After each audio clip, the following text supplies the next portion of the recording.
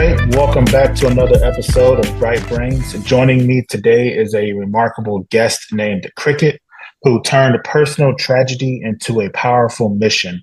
After using open source intelligence to locate her missing brother after 25 years, she has become a specialist in OSINT investigations. Her story is not only one of resilience and determination, but also a testament to the incredible potential of open source tools in solving real world mysteries. I'm thrilled to hear about her journey, her work, and the lessons she learned along the way. Welcome to the podcast, Cricket. Tell us a little bit about yourself. Hi, and thank you for having me on. It's such a pleasure. I'm excited to share the story. A little about me is I've been working in IT and technology for about 26 years. I'm a net native way back in the day. I started hacking and just being obsessed with computers and information technology back in the 90s. I'm a little sister. My brother's eight years older than I am. And he went missing. He had been gone for 25 years. And in 2013, I decided, you know what? I'm going to diligently start looking. One thing that's interesting about this particular case is that nobody ever reached out to law enforcement about my brother. And that was because my brother, he was his own man. He had issues. He had issues with depression and different things. And he just kind of went and did his own thing. And nobody was really concerned. But time flies. So, it was just this point of time where I needed to know. I missed him. I was very busy with my own family and career. And like I said, pretty soon a decade goes by and then another decade. So I decided to just using the internet. Now, back then, I didn't know OSINT was a thing. OSINT is definitely a thing now. Open source intelligence. And what that entails is using public records and public sources on the internet to research. Basically to research. As you know, nowadays, there are data brokers and people's information is online.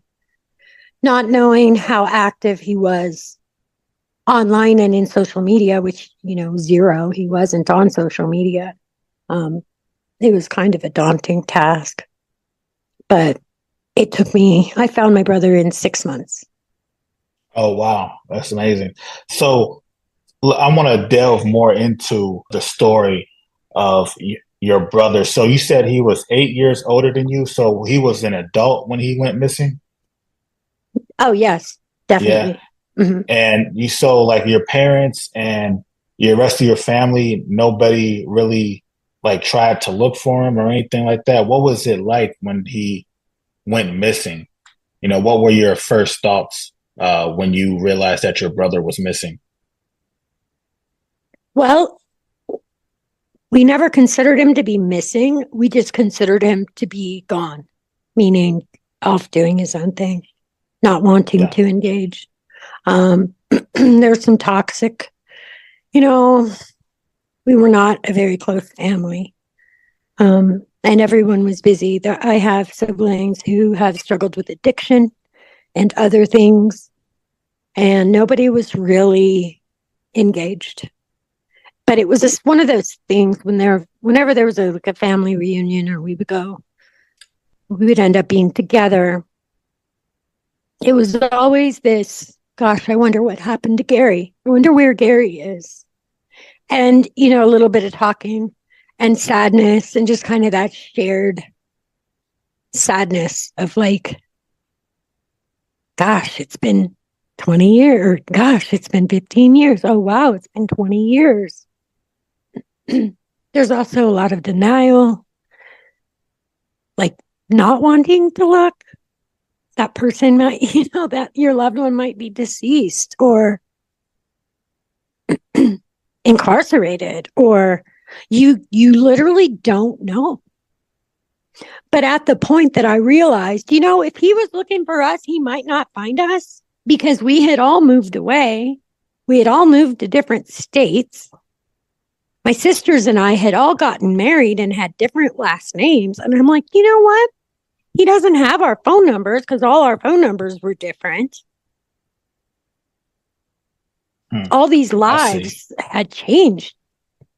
25 years is, 2.5 decades. Yeah, it is. And we were kind of all on the move. We grew up in California, but then everybody moved back to the Midwest. When my grandma got sick, the parents went back to the Midwest, and little by little, the siblings moved there. So at the point where I realized if he wanted to come home, he wouldn't be able to find us.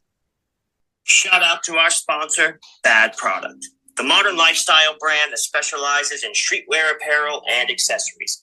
Their dedication to values such as self-care promote an optimistic vibe that is sure to spread awareness, and we are always happy to endorse a small business that ultimately shares common beliefs. Go check out Bad Product for yourselves. They stay with multiple collections, great deals, and specials. Simply use our coupon code VAGABARD for 10% off your final purchase. For the best quality, choose the Bad Product. We appreciate the support, and without further ado, please do stay tuned and enjoy the show. All right. So how did you begin the search for your brother?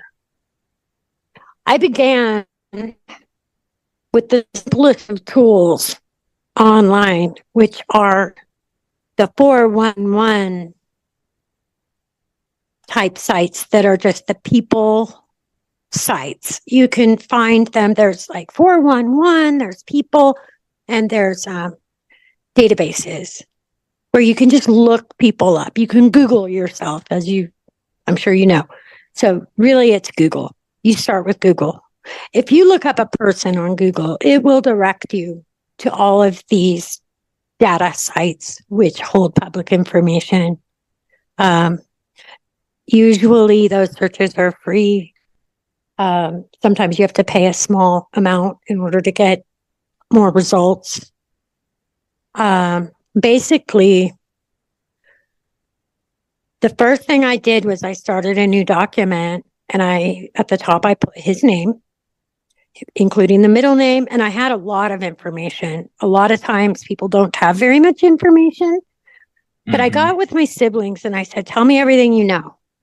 So I was able to get his birthday, social security number. I knew his last known address.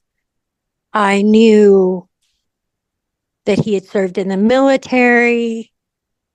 I knew that if there was a hit, meaning something, if I found him online, like a record, that I would be able to verify if that was his record, meaning, so that's where I started. That's how you would start if you're working on a target, is just brain dump everything you know. And also the things that you think don't matter, do matter. For example, he had struggled with alcohol abuse. I knew that it was likely I'd find him incarcerated or homeless or something like this.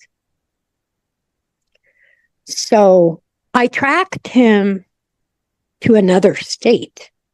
And from there was information online indicating that what city. But I couldn't get any kind of email address or phone number or any way to reach out or even to know if that was current information. But that's where you start.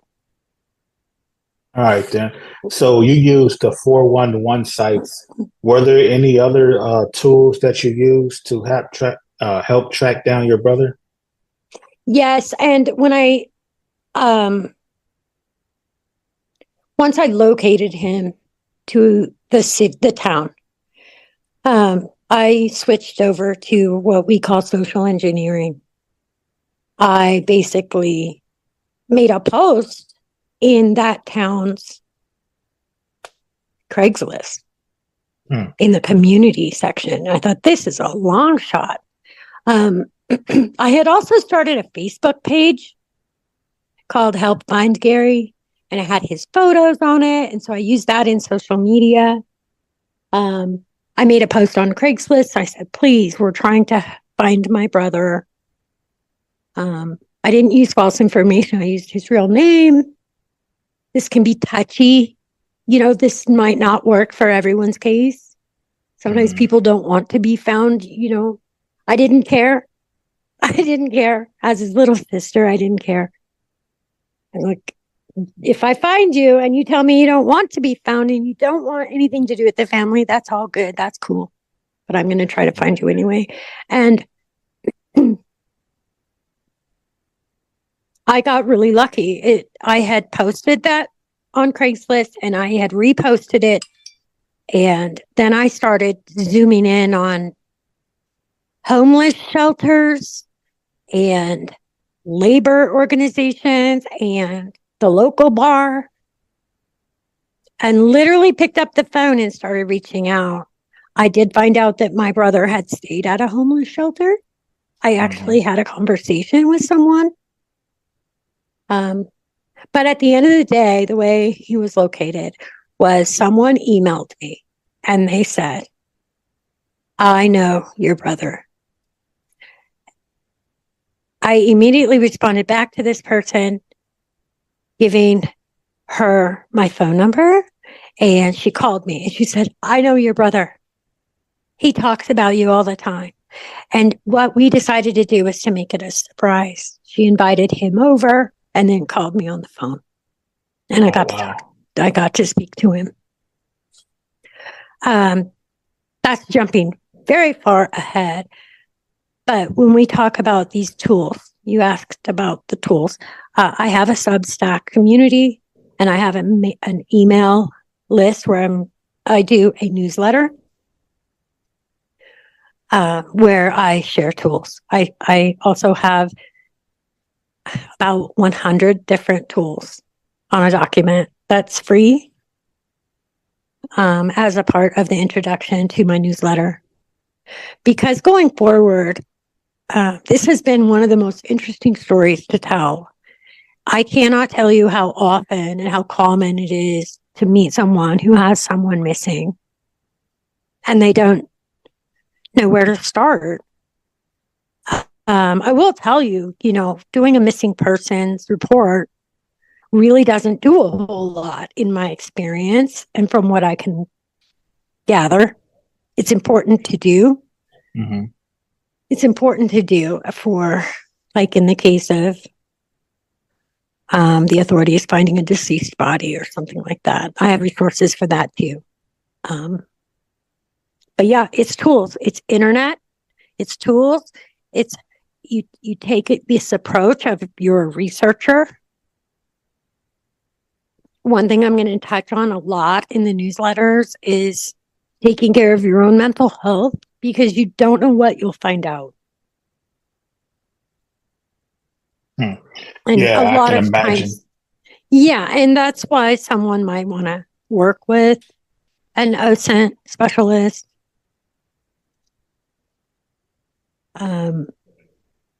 To have that support. Gotcha. And a community. So when you were searching for your brother, did you have any kind of like false positives, like any times where you thought you had found him, but it ended up being a dead end or anything like that? It was all dead ends, to be honest. He wasn't someone who's active on social media. Now we're going back to 2013. So back then it was pretty much Facebook, right? Yeah. He was not technically inclined. Like, he didn't have a computer. He didn't ever care about technology. So when it comes to dead ends, I basically was able to pinpoint that when I got that hit in another state, I went all in on that state, and it still took several months. of trying. There were phone numbers I tried that were disconnected or the wrong number. I couldn't find any kind of property records. He's not on LinkedIn. Knowing these things about your target is really important.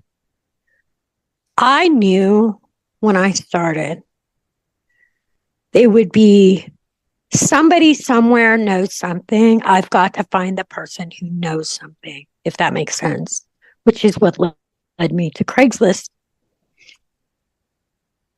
You can do, I had his page on Facebook, which was Help Find. And really what that was a way for me to share my work and share my effort and get some social support for myself. But when we start getting into the tools, and I can give a few right now. All right. Yeah, well, that'd be cool. I always felt like he was gone on purpose and he was just off doing his own thing. I always felt that. This was a dead end for me, but your listeners can try it for themselves. There's a website called missingmoney.com. It interfaces with the state treasury of all states. So it's an aggregator. When there's leftover money from any transaction, businesses, corporations, and municipalities send that money in your name to their state treasury. The state treasury holds on to it. You can search yourself on missingmoney.com and you might find $1 in PayPal or $50 from an old utility.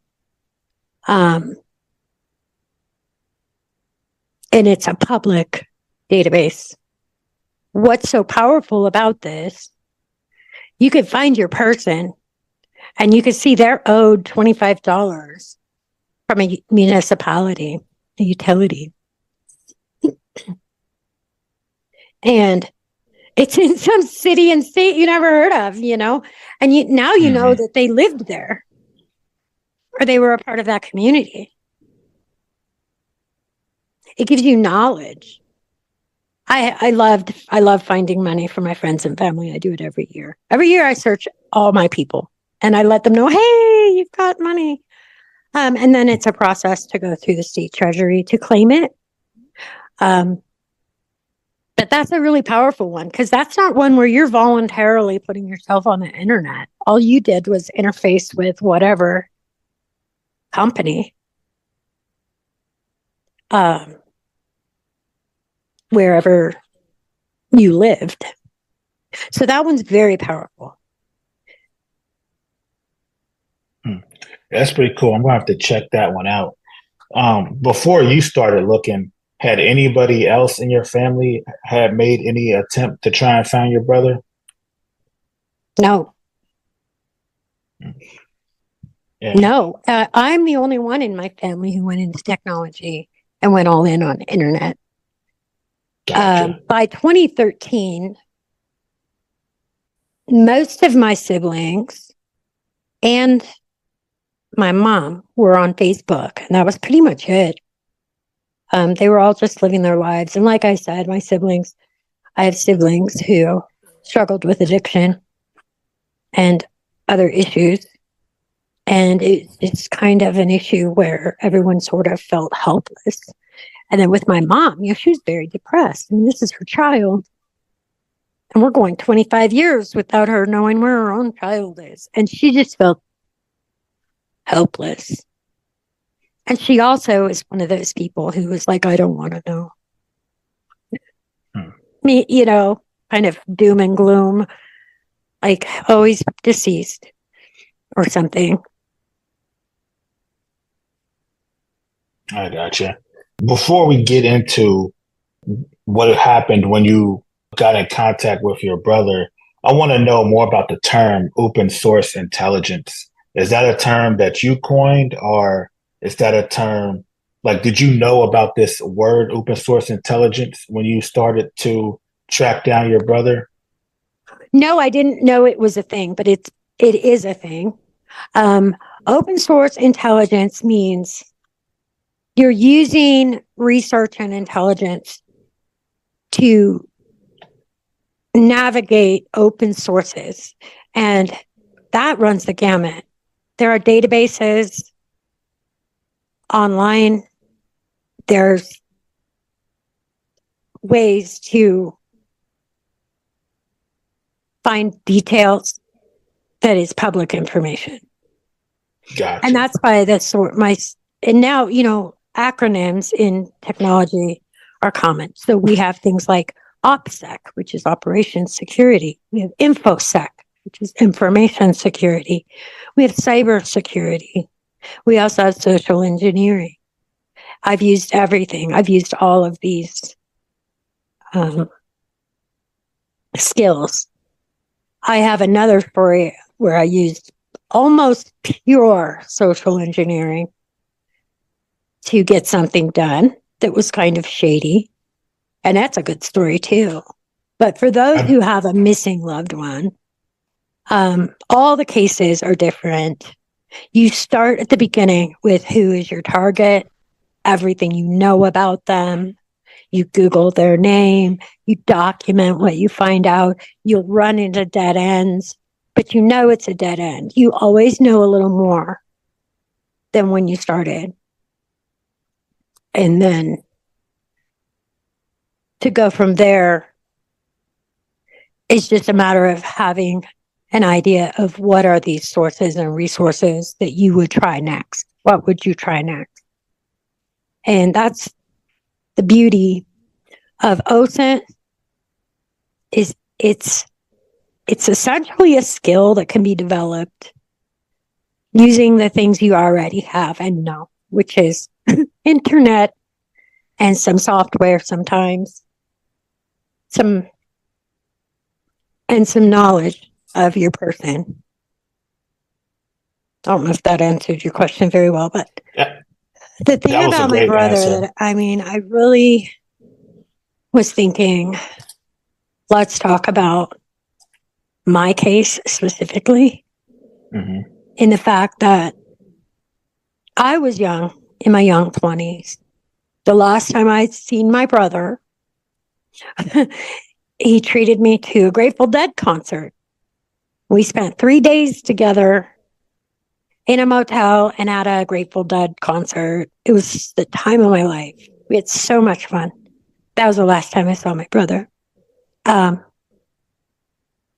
I was busy in life. I was going to college, and then I ended up getting married. I ended up having children. And then I ended up moving states. He had gone through a divorce. He was suffering from depression. He struggled with alcoholism. He was not okay. He was one of those people that it was not surprising that he disappeared. He's the oldest in the family. And he left home early. He joined the military and left home right at the end of high school.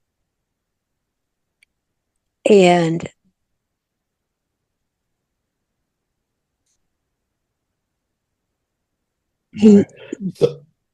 yeah.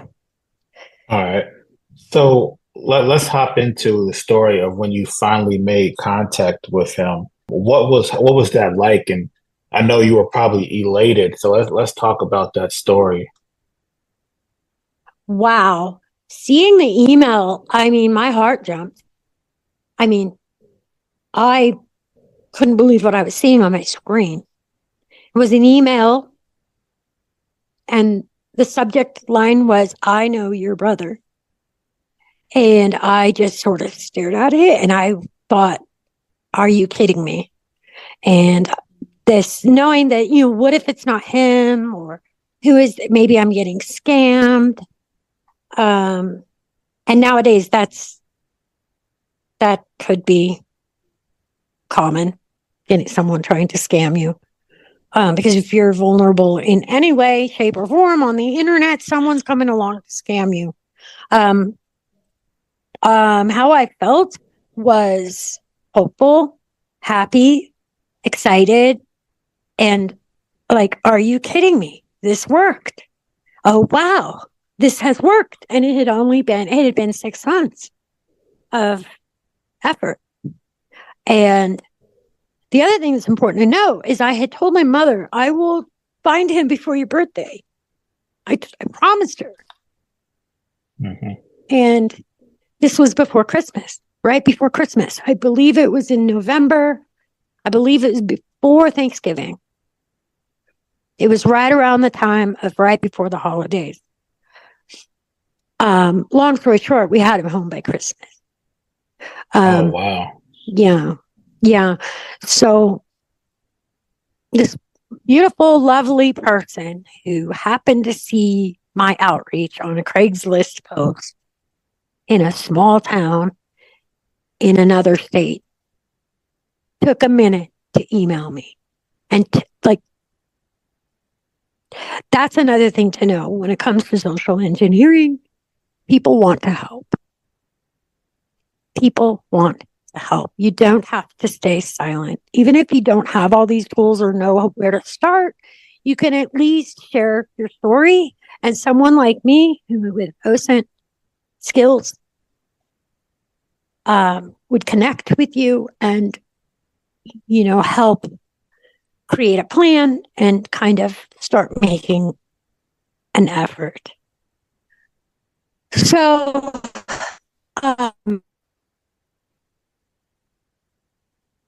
that evening, I got to talk to my brother on the phone. And then, I cried. I cried and cried and cried. And I said, oh my gosh, I love you. I love you so much. I miss you. And the way it turned out was, he was homeless. But he was like living his life. He was like living in some guy's shed and doing odd jobs. And he was a familiar face at the local bar. I did end up contacting that bar. And we bought a round of drinks for everyone who was there. And I did this over the phone and with an online payment, and was able to buy everyone in the bar a round of drinks, from Colorado. I'm in Colorado. And and it was a celebration, posting on the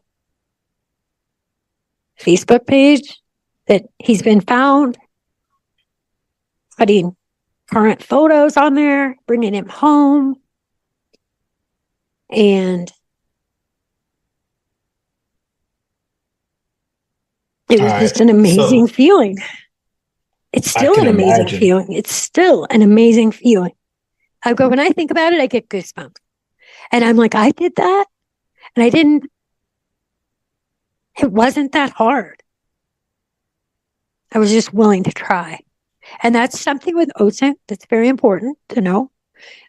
OSINT, those that are best at it are people who are hungry to know the truth. They're very hungry to know the truth. That's what I was. I wanted to know the truth. Ultimately, I wanted to reunite with my brother. I wanted to know he was okay. I wanted to talk to him again. But even more so than that, I wanted to know the truth.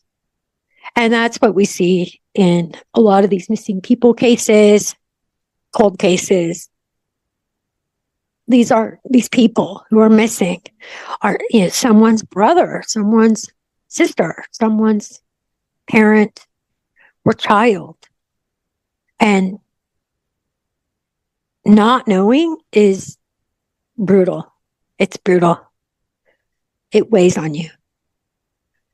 Yeah, I can imagine. So you flew him out to meet your mom in person? Yes, we coordinated and brought him home. I guess he took a Greyhound bus for several days journey. And all right. And he has since passed away. He passed away last year. My condolences. Thank you. But can you imagine? So, Because, I mean, he'd been home. Let's see. He came home in 2013. So he had been home more than 10 years. And so if I hadn't have done that and just gotten started, you know? Yeah. Yeah. I know exactly what you mean. Yeah. When your mom finally made contact with him, when she saw him, I can only imagine what that was like. Can you talk about that? When you told your mom that you had found your brother, and what it was like when she finally saw him again? Yeah. My mom was never a person that showed a lot of emotion. She's a very strong lady. So I don't have a lot to say about it other than I got to see my mom truly happy. Like, you just tell. She was just so happy. Like, it lifted a burden. She told me some stories. She's a very spiritual lady, very strong. She's a Taurus. Doesn't show her emotions. And is a real tough lady. But she had told me, she said, I'm not worried about your brother. I see him all the time. She said, he lays down to take her afternoon nap or this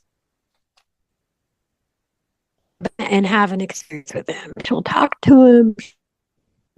And she really believed that this is fine. This is all just fine. This is how the universe is. And I see your brother all the time. Whenever I want to see him, I just think about him and we're together. And I guess that's how she coped. So when she finally made contact with him, what was that reunion like?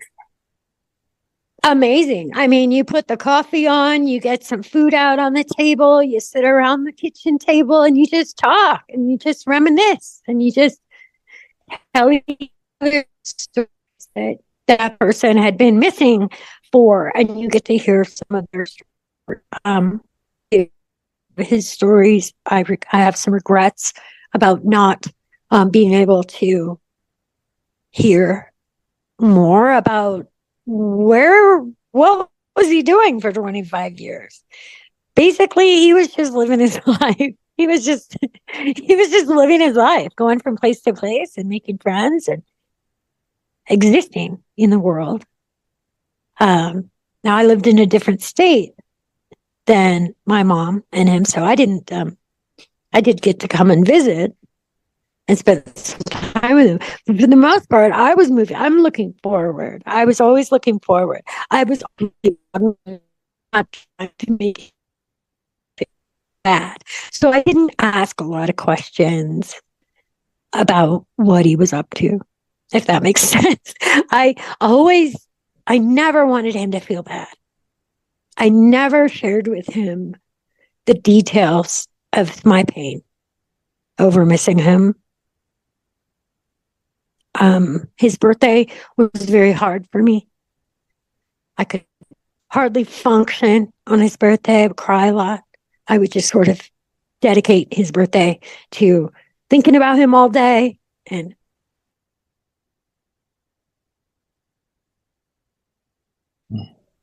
of dealing with this year after year after year. And I never really wanted to. I didn't care. Let's just say that. I didn't care. I was like, I don't care where you've been, what you've been doing. I'm just so glad you're back.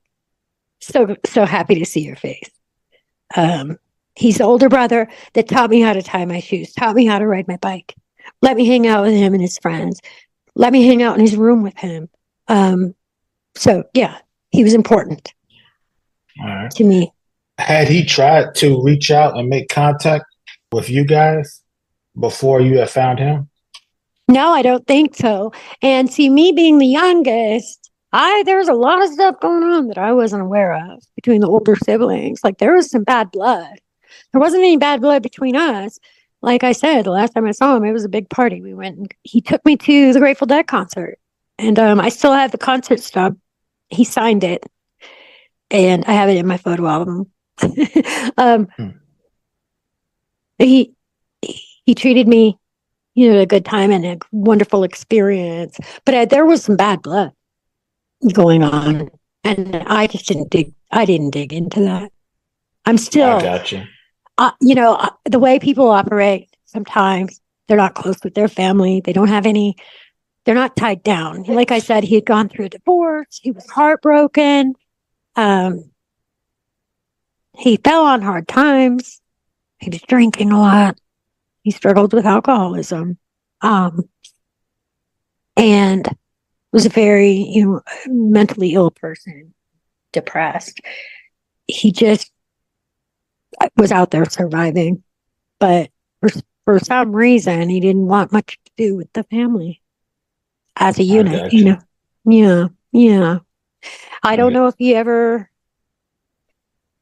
tried to find me. I don't know if he did, but he wouldn't have found me because I moved to another state, got married, changed my name, and I was off doing my life. I did not have the same phone number or address or anything. But I don't think he tried. Gotcha.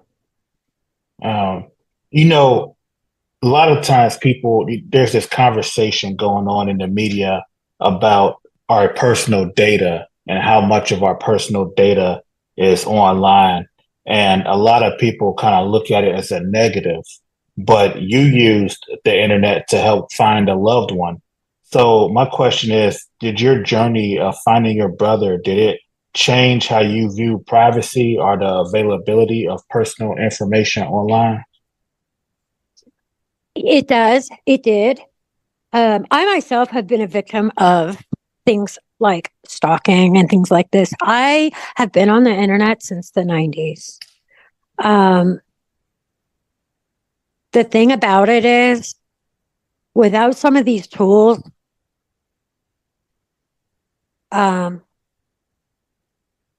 using this data and putting it in a database and making it publicly available, I wouldn't have been able to find my brother. I wouldn't have. I wouldn't have located him in a city in a whole different state had it not been for the people finding websites and things like this. It is public information. You can have your stuff removed from the public information databases. It's a whole process. It's one of the services that I offer. Online privacy is super important for me personally, and it should be important for us all. But looking at it now, I'm like, well, back then, 2013, nobody even realized that these sources existed.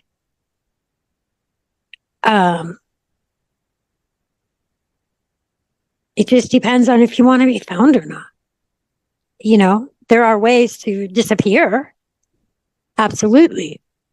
Now, he disappeared. He absolutely disappeared, but I don't think he ever meant to, if that makes sense. I got you. I totally get it. And all I cared about was letting him know, I care about you.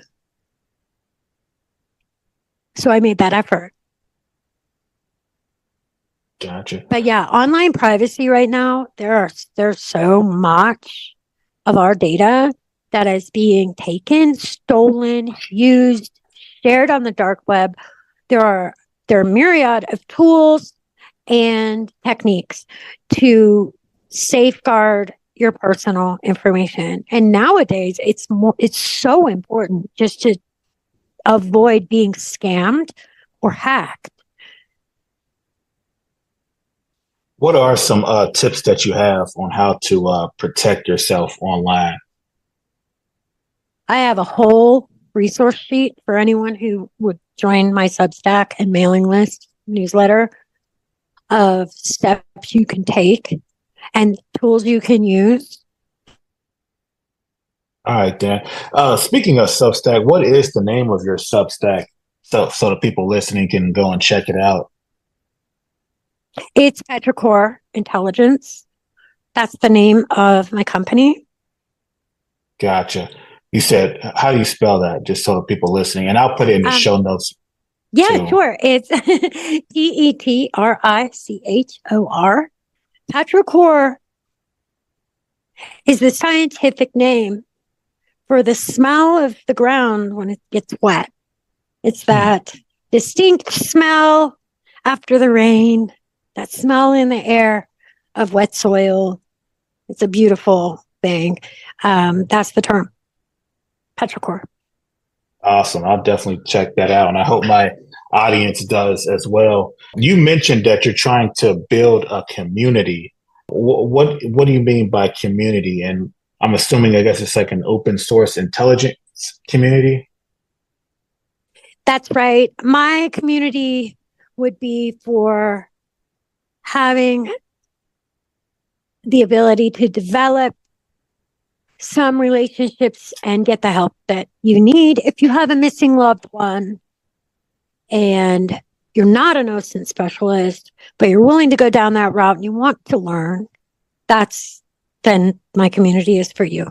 It's for sharing resources, helping one another, and just having a kind of a tribe of people who understand you have a target, you're working towards locating a target. But the thing that ties us all together is it's a loved one. It's a missing loved one. And I am delving deeper into cold cases and doing online research and using OSINT to write stories, to find out the details of what may have happened. A lot of OSINT specialists help law enforcement by doing a lot of this legwork and a lot of this research, and then handing it over, building cases. We talk about things like how to get information from the government, FOIA requests, and how to get a hold of factual information so you can put things in a timeline and you can have details that essentially will tell a story of someone. Finding a missing person, it just depends on the case. Yeah, this is definitely interesting. So have you used your OSINT skills to help anybody else or in any other endeavors?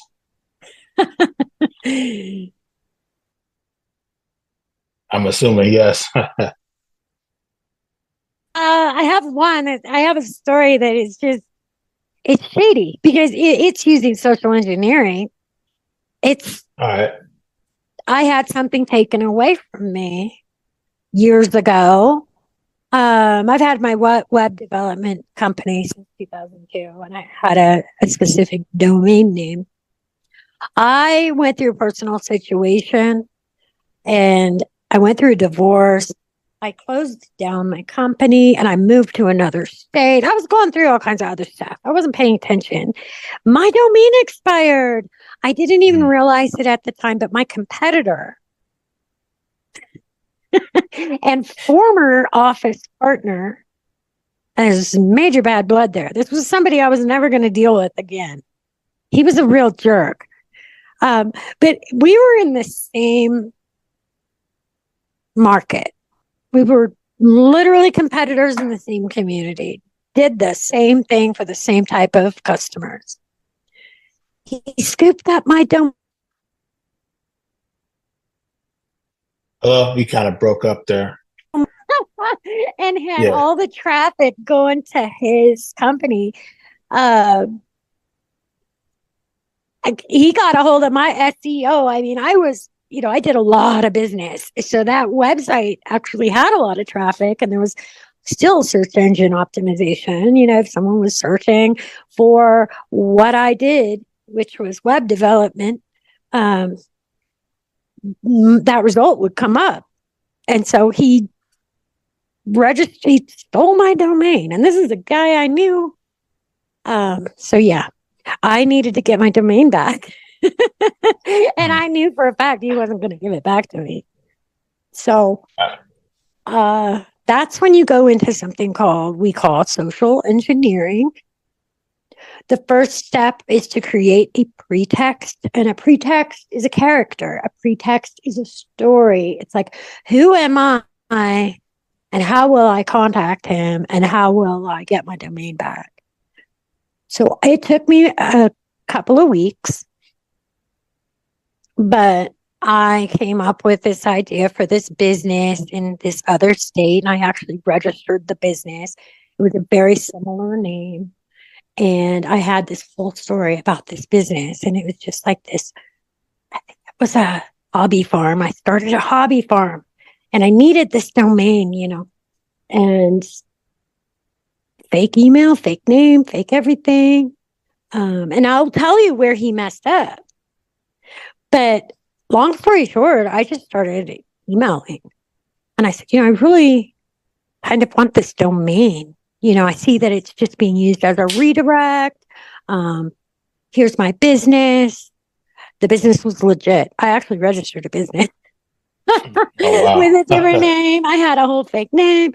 Oh my God. I got an email back from him saying, I just want to be sure that it's you, because I have somebody who's a competitor who I think might try to trick.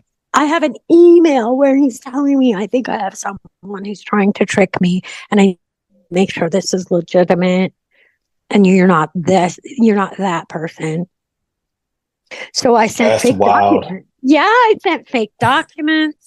And it was a social engineering feat, meaning I was fully immersed in this other character and gave him everything to have confidence. And long story short, he transferred the domain name to me. And that was the end. I had it. I had the domain. That's hilarious. You jerk. Like, what a jerk. Like, I still have the emails where you just like, I need to make sure you're not this other person. And I have the domain name to this day.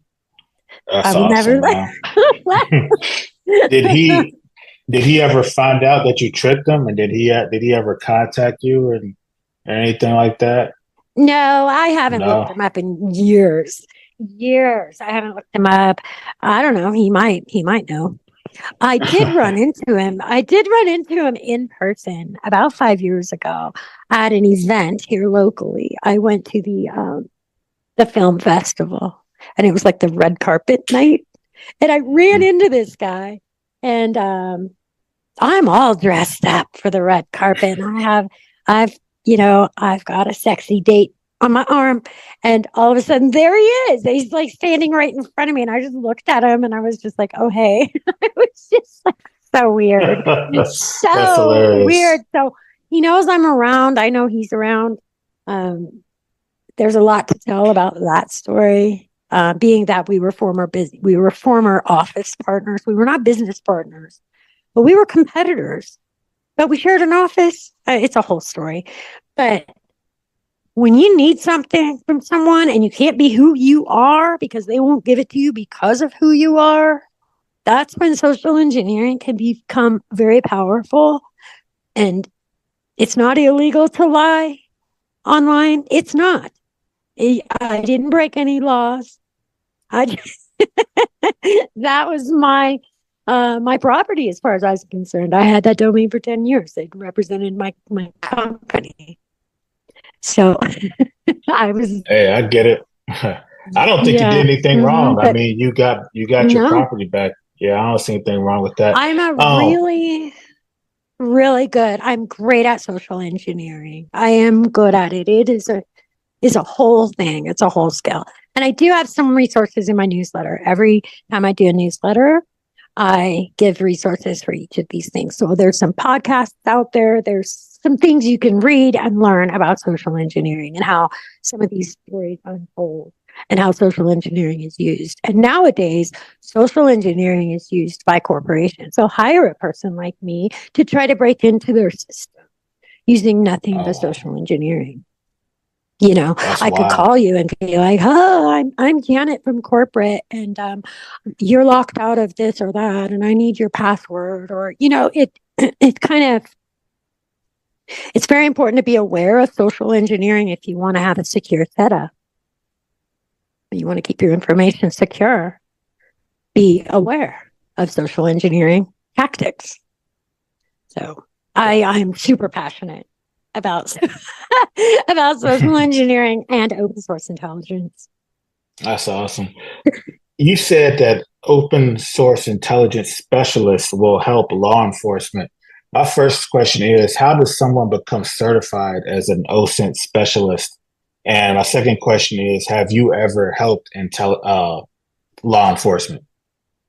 I have not, but I'm working on a case right now. I have a All target. right. I'm doing a whole thing. So as I am currently working on a case.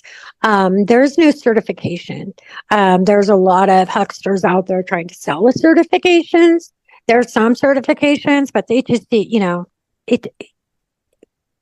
There's nothing that is managed, if that makes sense. It's really community based. It's really Gotcha. in just having the skills and using your skills to build cases and find targets and complete your objective. And so the OSINT community is really about sharing, here's what I did and how I did it. And sharing the wins is very important. There are things like DEF CON, which is an annual thing. Excuse me, I'm having trouble. You might want to edit this part. It's okay. I'll start over. DEF CON is an annual conference for hackers, basically. They have OSINT Village. So like for the weekend when you're at this conference, you're learning OSINT. You're hearing people talk. You're hearing speakers.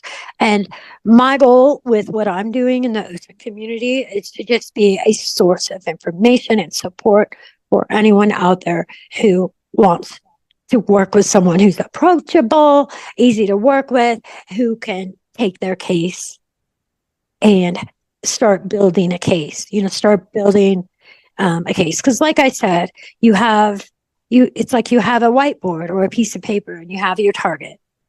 Who is your target? That's your person's name.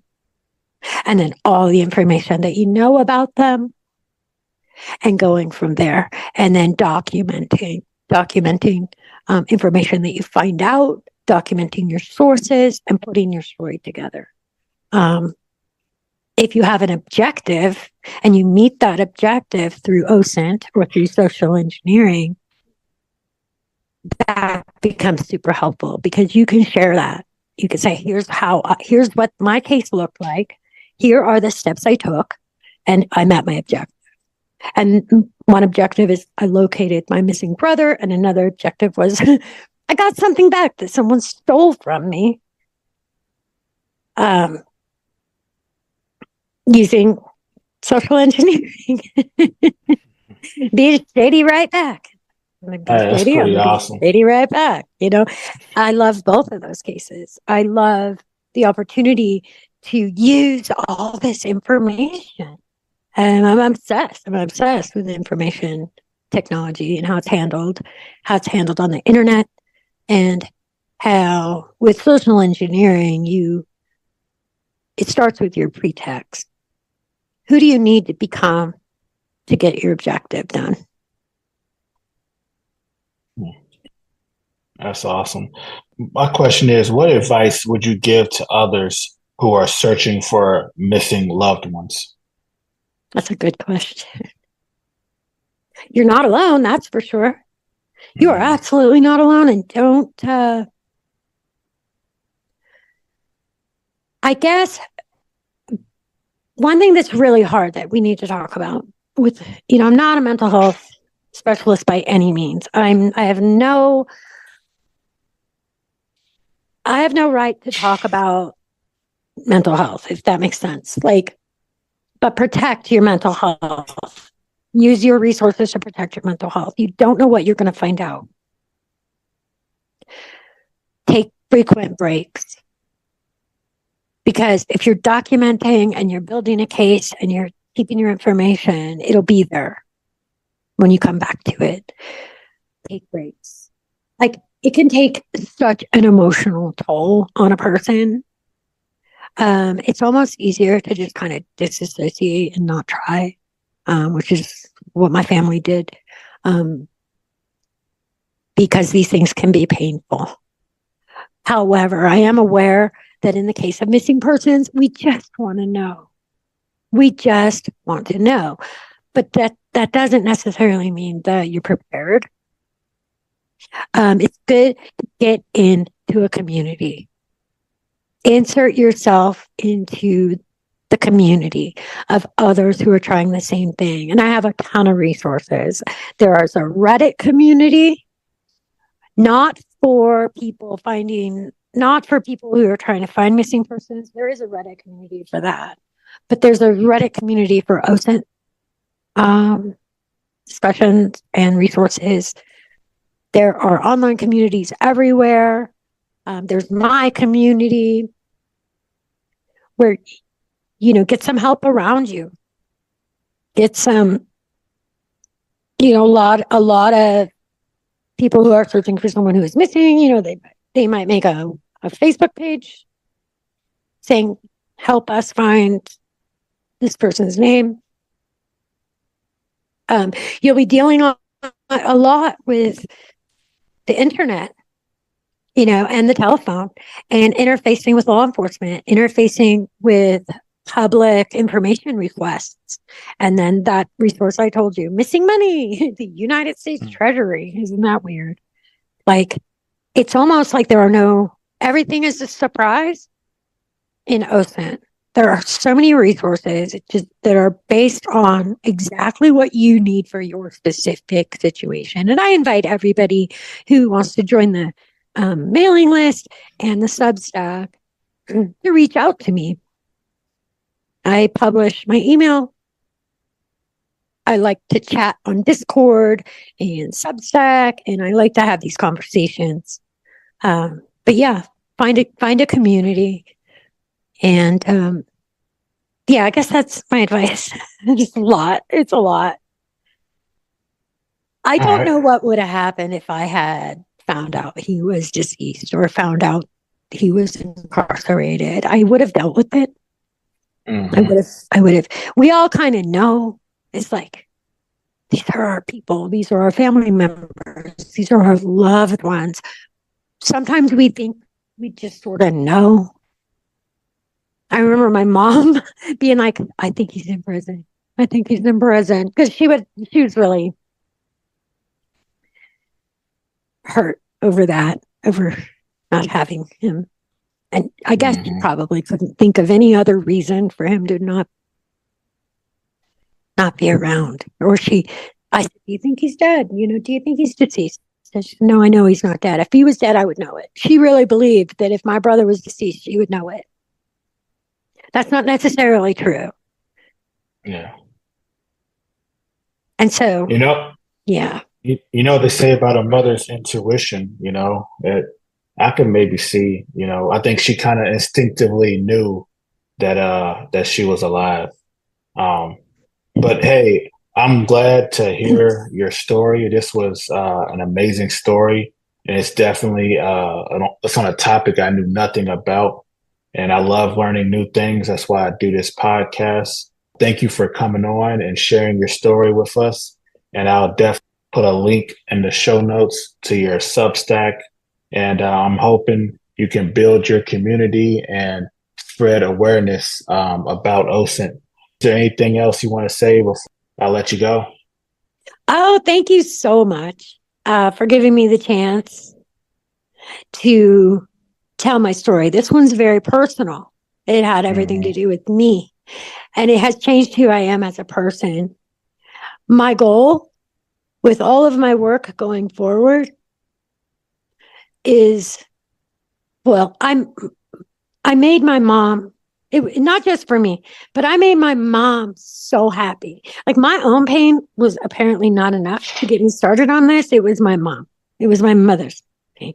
And if I could help anyone, I absolutely would try, because these are life-changing. This just cuts to our humanity. It just cuts straight to it. To know where all our people are and that they're all safe, and to know there are people out there every single day who are in so much pain because they don't have information, and that the heart of OSINT is information.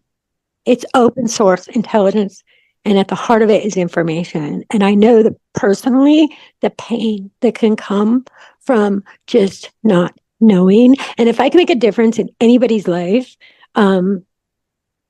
it's my goal now. It's my whole passion is to keep using these skills, keep growing, keep sharpening my skills, working with others, helping others. And if someone is out there listening to this and they're saying, hey, no, this might be my answer, don't hesitate to reach out to me. Awesome. Thank you. Love your Hey, no podcast, problem. by the way. Thank you. I've I learned a lot appreciate it. listening to your podcast. I've learned a lot about some odd topics, man. Odd topics. Yeah. Cool stuff. Yeah. I like to try and have a wide range of topics on. But once again, thanks for coming on, Cricket. I really appreciate this, and you have a great day. That's a wrap for this episode of Bright Brainz, where curiosity meets conversation. If you enjoyed the ride, make sure to follow, rate, and review the show. It helps more minds find their way here. You can keep up with me on Facebook at Bright Brainz Podcast, on Blue Sky at brightbrainspod.bsky.social, and last but certainly not least, Instagram at bright_brains_podcast. And remember, that's Bright Brainz with a Z. So check me out for behind the scenes content, episode updates, and more thought-provoking discussions. Stay sharp, stay curious, and I'll catch you next time. Keep that brain bright.